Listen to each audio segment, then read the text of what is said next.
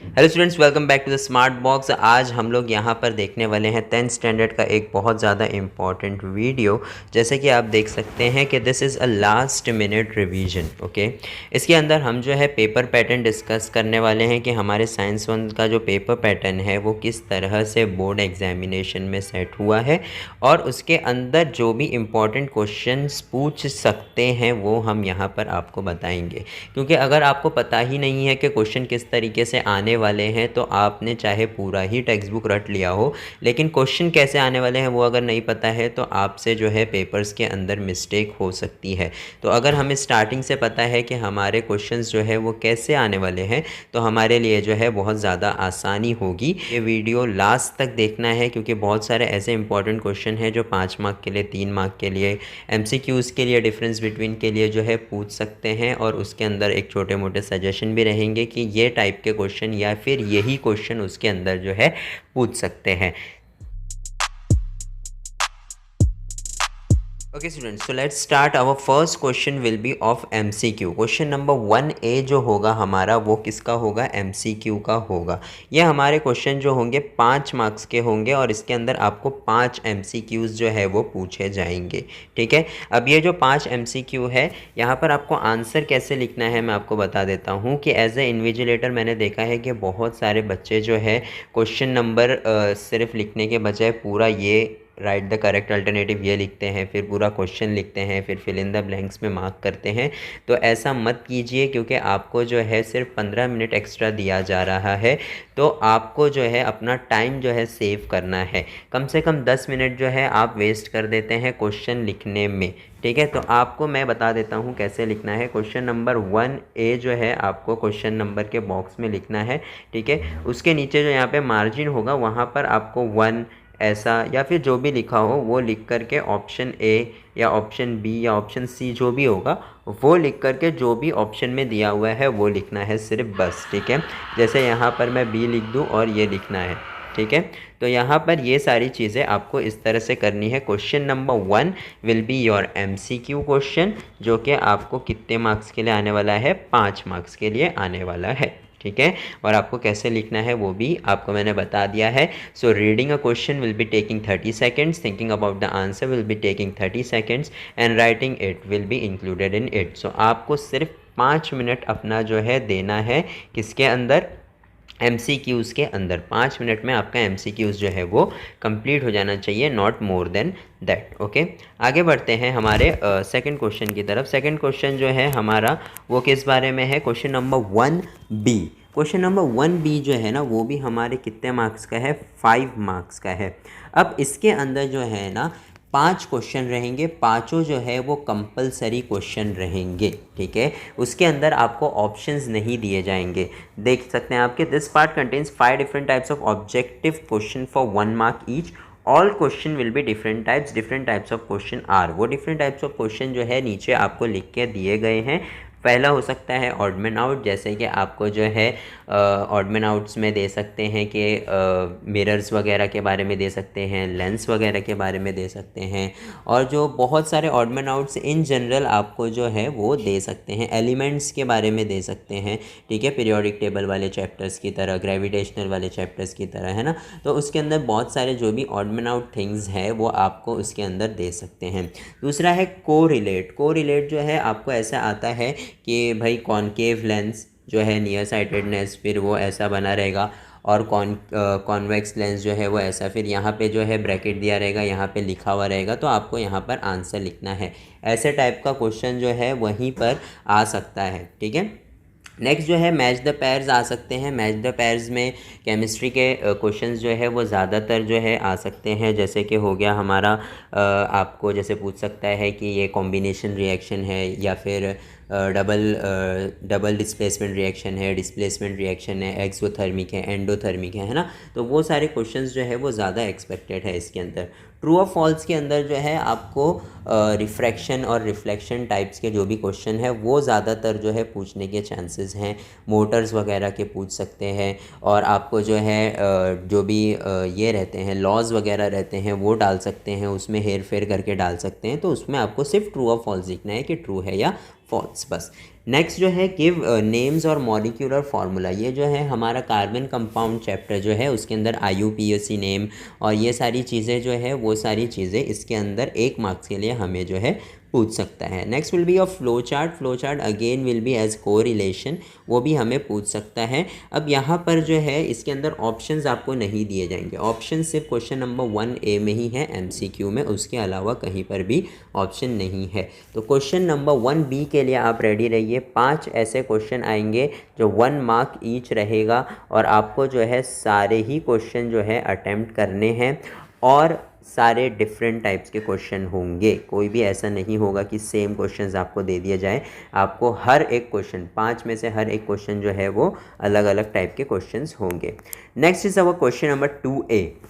ये हमारा give scientific reasons होगा, ठीक है। इसके अंदर तीन पूछे जाएंगे, उसके अंदर से आपको 2 लिखने हैं। ये जो है हमारा 4 मार्क्स के लिए होगा, मतलब एक जो है वो 2 मार्क्स के लिए होगा, एक गिव रीज़न, ठीक है। इसके अंदर जो है 3 क्वेश्चन दिए जाएंगे, आपको जो है 2 अटैम्प्ट करने हैं। मिनिमम एक क्वेश्चन जो है केमिस्ट्री का होगा और मिनिमम एक क्वेश्चन जो है वो फिज़िक्स का होगा। हो सकता है कि 2 केमिस्ट्री के आ जाए, एक फिज़िक्स का, या हो सकता है कि 2 फिज़िक्स का आ जाए और एक केमिस्ट्री का, ठीक है। तो आपको जो है अगर आपने जो है फ़िज़िक्स ज़्यादा अच्छे से किया है तो आप जो है एक इसमें से अटैम्प्ट कर पाएंगे। एक क्वेश्चन तो आप कैसे भी अटैम्प्ट कर ही लेंगे, लेकिन आपको जो है सारे चैप्टर्स करने हैं। ज़्यादा मोस्ट एक्सपेक्टेड क्वेश्चन जो है वो सेकंड चैप्टर से है। इसके अंदर पीरियोडिक टेबल के बारे में, जो भी मेटल्स की कैरेक्टरिस्टिक लेफ़्ट टू राइट बढ़ती है या कम होती है, हम ऊपर से नीचे की तरफ जाते हैं तो शेल्स जो है वो ऐड होते हैं, वैसे टाइप्स के जो क्वेश्चन है वो इसके अंदर जो है एक्सपेक्टेड होते हैं।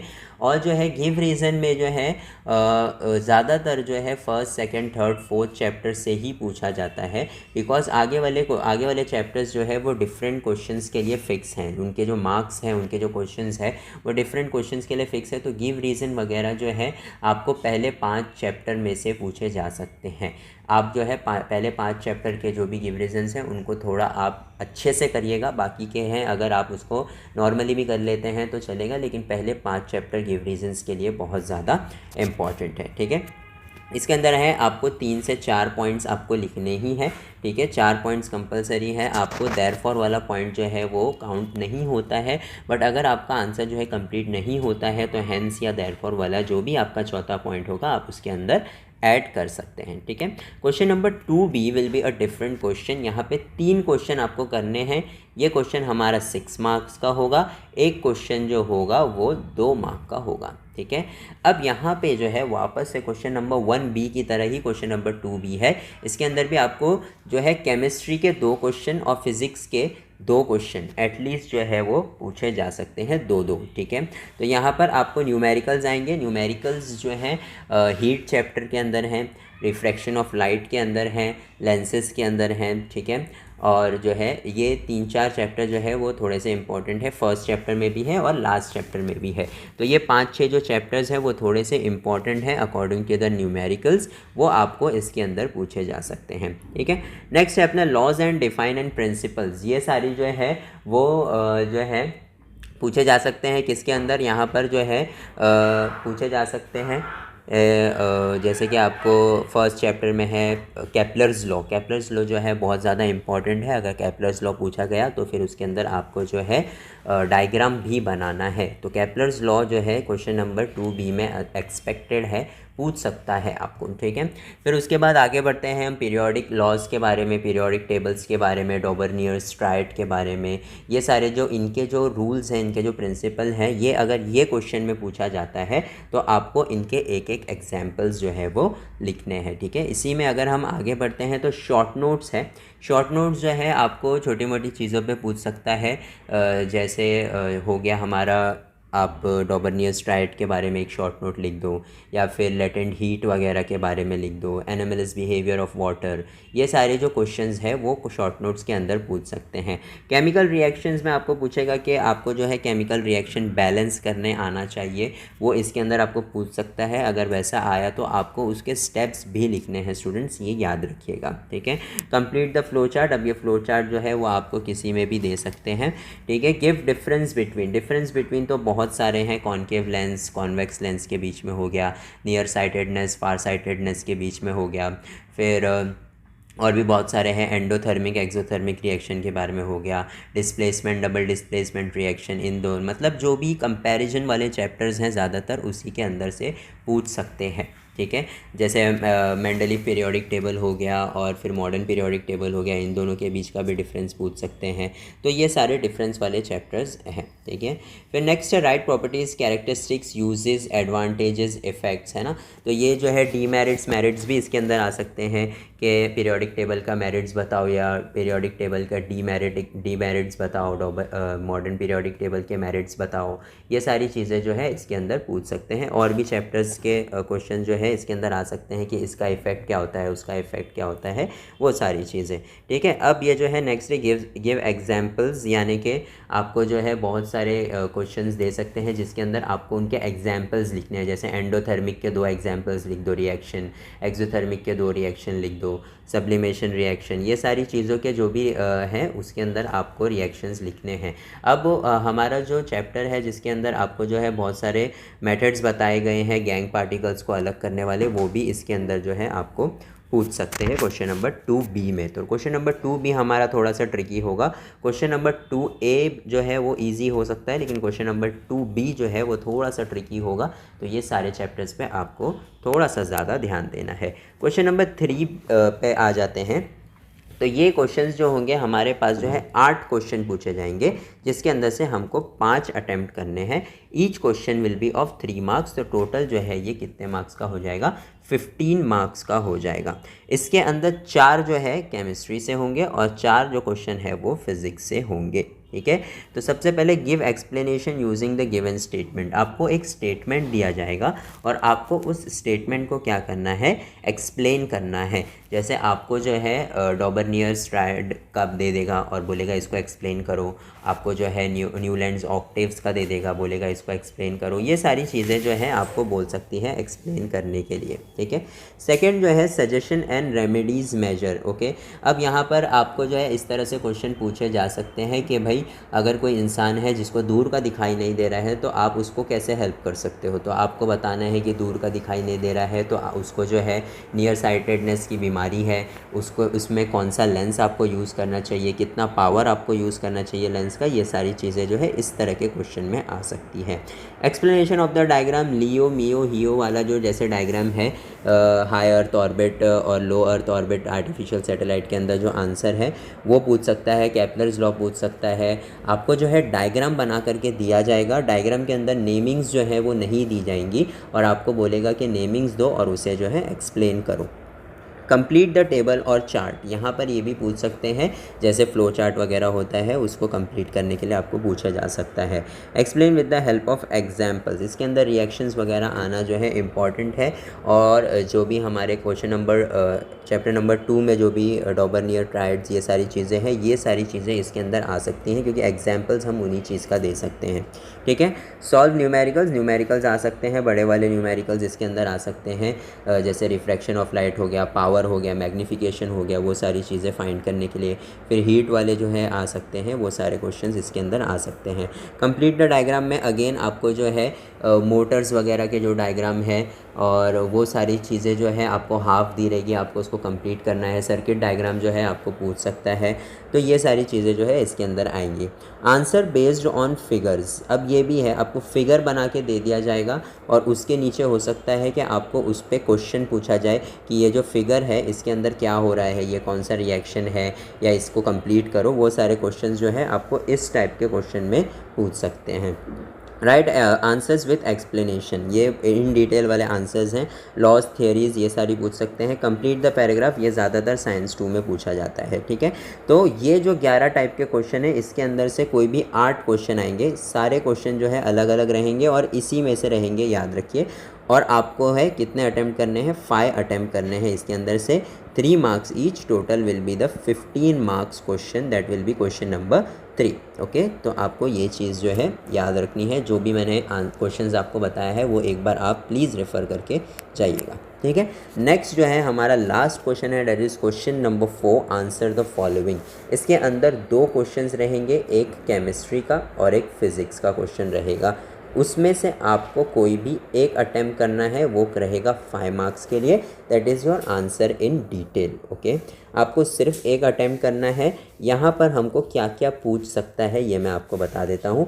Draw a figure with give explanation, ठीक है। जैसे इसके अंदर जो है ना बहुत सारे मैं आपको बता देता हूँ 5 मार्क के लिए कौन से जो है आंसर एक्सपेक्टेड है। We will be going chapter wise. First chapter में से जो है आपको जो है केपलर्स लॉ वगैरह तो 3 मार्क के लिए पूछा जा सकता है। उसके आगे जो है छोटे मोटे आंसर्स हैं वो इतने इम्पॉर्टेंट नहीं है for this question number 4। Question number chapter number 2 पे अगर हम आ जाएंगे तो पीरियोडिक टेबल वाला जो आंसर है, structure of modern periodic table, वो जो है 5 मार्क के लिए आपको पूछा जा सकता है, ठीक है। फिर जैसे ही आप जो है आगे बढ़ेंगे उसके अंदर और जो है पीरियोडिक टेबल वाला आंसर जो है वो 5 मार्क के लिए इम्पॉर्टेंट है, वो आप जो है करके जाएंगे तो आपके लिए बेटर रहेगा, ठीक है। नेक्स्ट जो है अगर आप आगे बढ़ेंगे उसी चैप्टर में तो पेज नंबर 26 वगैरह पे जो है मेटेलिक नॉन मेटेलिक कैरेक्टर वाला आंसर है, वो भी उसके अंदर जो है इम्पॉर्टेंट है, 5 मार्क के लिए आपको जो है वो पूछ सकते हैं। क्वेश्चन चैप्टर नंबर 3 पर आ जाते हैं। चैप्टर नंबर 3 में जो है आपको बैलेंसिंग केमिकल रिएक्शन वाला आंसर जो है इम्पॉर्टेंट है। उसके स्टेप्स आपको लिखने के लिए बोल सकता है कि राइट द स्टेप्स, आप कैसे जो है बैलेंस करोगे इक्वेशन को, वो सारी चीज़ें जो है। या फिर आपको बोल देगा कि कोई भी 2 रिएक्शन या 3 रिएक्शन जो है एक्सप्लेन करो, combination reaction, endothermic, exothermic reaction, तो आपको उसको एक्सप्लेन करके उसके एग्जाम्पल्स भी लिखने पड़ेंगे, ठीक है। ये सारी चीज़ें जो है इसके अंदर से पूछ सकता है। क्वेश्चन नंबर 4 पर हम आ जाते हैं, चैप्टर नंबर 4 पर हम आ जाते हैं। चैप्टर नंबर 4 में जो है ना हमारे जो right hand rule, left hand Fleming's rules, वो सारे जो है वो इम्पॉर्टेंट है 3 मार्क्स के लिए, 2 मार्क्स के लिए। बट हमारा जो इलेक्ट्रिक मोटर वाला आंसर है वो हमें पूछ सकता है 5 मार्क्स के लिए, क्योंकि उसमें डायग्राम भी है और उसका एक्सप्लेनेशन यानी उसका वर्किंग भी आपको एक्सप्लेन करना है। तो वो जो है क्वेश्चन नंबर 4 में से इम्पॉर्टेंट है। क्वेश्चन नंबर 5 में जो हीट वाला चैप्टर है, हीट वाले चैप्टर में जो है आपको एनोमलस बिहेवियर ऑफ वाटर जो है विद डायग्राम पूछ सकता है। और फिर क्या हो गया, लेटेंट हीट जो है वो भी आपको पूछ सकता है, ठीक है। तो उसके अंदर एक ग्राफ है, दोनों के अंदर ग्राफ, तो वो ग्राफ भी आपको ड्रॉ करना है।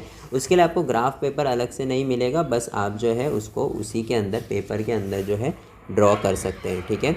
नेक्स्ट है हमारा refraction of light. Refraction of light के अंदर जो है आपको रूल्स दिए हुए हैं कि जो है डिफरेंट मीडियम में किस तरह से लाइट जो है ट्रैवल करता है, तो वो 3 मार्क्स के लिए इम्पॉर्टेंट है। फिर उसके बाद जो है आपको रेनबो वाला आंसर है, रेनबो वाला आंसर जो है आपको फॉर्मेशन ऑफ रेनबो वाला आंसर 5 मार्क्स के लिए पूछ सकते हैं फ्रॉम दिस चैप्टर।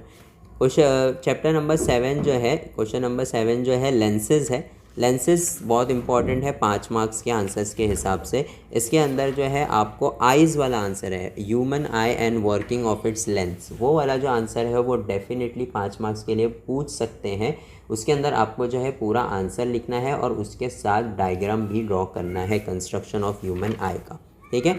उसके नेक्स्ट ही पेज पे आपको जो है नियर साइटेडनेस, फार साइटेडनेस, प्रेसबायोपिया, ये तीनों जो है डायग्राम के साथ वाले आंसर हैं। ये आपको कहीं पर भी पूछेगा ही कंफर्म पेपर में, या तो एमसीक्यूज़ में पूछ सकता है, या तो आपको 3 मार्क्स में पूछ सकता है, या तो 5 मार्क्स में पूछ सकता है। 5 मार्क्स में अगर पूछ रहा है तो आपको डायग्राम इसका कंपलसरी बनाना है कि आइज़ का हमारा स्ट्रक्चर कैसा रहता है, जब ये बीमारी होती है तो हमारे आइज़ पे इमेज कहाँ बनती है, और जब हम कौन सा लेंस यूज़ करते हैं तो ये ठीक कैसे होता है।